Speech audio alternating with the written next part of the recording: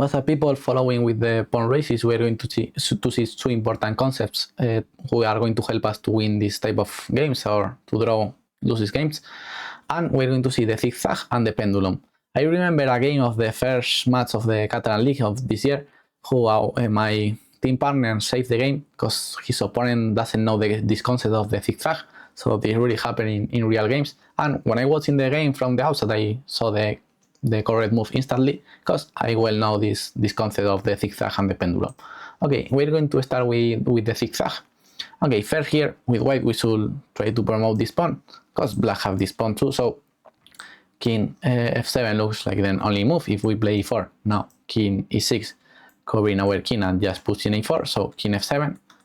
Now black push a5. Now white is coming with check.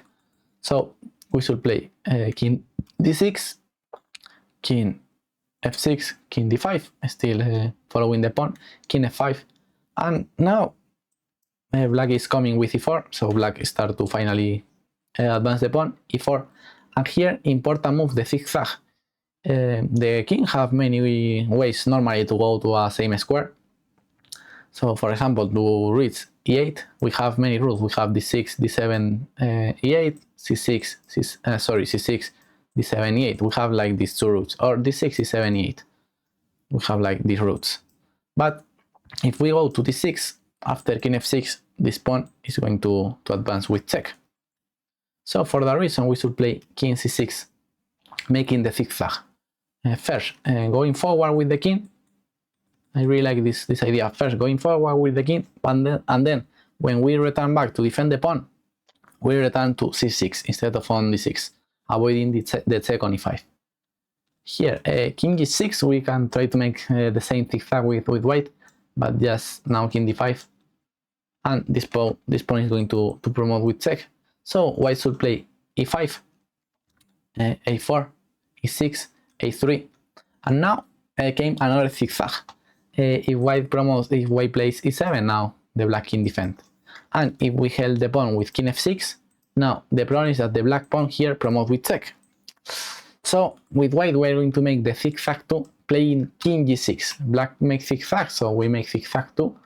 And if a2, now e7, and black is not promoting with check, so we can save the game with a draw. So yeah, I really like this concept of Zigzag. First, with the king avoiding the check with the pawn, we can make that to avoid the check with the pawn, with king c6, and we can make that to avoid the check of the queen too, to leave the promotion square. So yeah, great concept here, king g6. Okay, this is an exercise of the same idea. This is like the other one, but with these two extra pawns, who means that white is going to have the choice between promote on g8 or on h8 or on g8 maybe. But okay, first with white we should start pushing the king here, king here, king here. That's the first step. And now g4, c5, and as we watched in the previous example, we shouldn't play king d3 because c4 is coming with check, so we are going to make the Zigzag, king e3, c4, and now we push the pawn, g5. Pawn takes. And here, instead of capture with this pawn, because if we capture here, e3, g6, and now black is going to make the same Zigzag of king e3, avoiding the check on b1, and it's going to be a draw. So for that reason, white is going to play h5 to cover the b2 square. Because in b2, the black king cannot make Zigzag. c3, h6, now king b3 doesn't matter if king b3, king there, h7, c2, king d2, king b2, and now h8, promoting with check and winning the game.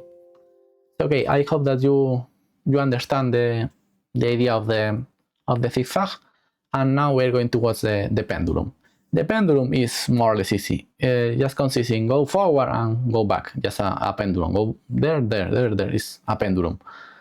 Here black is threatening f4, so we are just going to play king g3, threatening king f4, and if black returns to g3, we can return to g2, threatening king f1. This works, of course, because we have a pawn on e3. If we haven't this pawn, this position is lost, because this king reached the 6th rank. But yes, king g2 for threatening king f1, and if king e2, we return to g3, followed by king f4. Yes, this is the pendulum. This is more or less easy. I think it's easier than the zigzag. So okay, we're going to watch an example of the pendulum. Okay, black have an extra pawn, but the black king is a little bit far. So with white we should try to take some pawns and just try to defend the game. Okay, king h6 looks necessary, because if not, black is pushing this pawn. If king c5, king c5, so king h6 looks necessary, king e2. And here white have two moves, king b5 or king a5. Both are logical. King b5 maybe is a little bit more logical, but after king d3, king b4, c6, king a4 and c5, or if let's see king a4, c5 is the most natural. Now black is going to just push the pawn and black is winning. So for that reason we should play king a5, and if king d3, make ⑤1 with king d3, forcing black to advance the pawn, because if king d4, now we have time to make the pendulum. That's the idea, to force the black king to move to d4.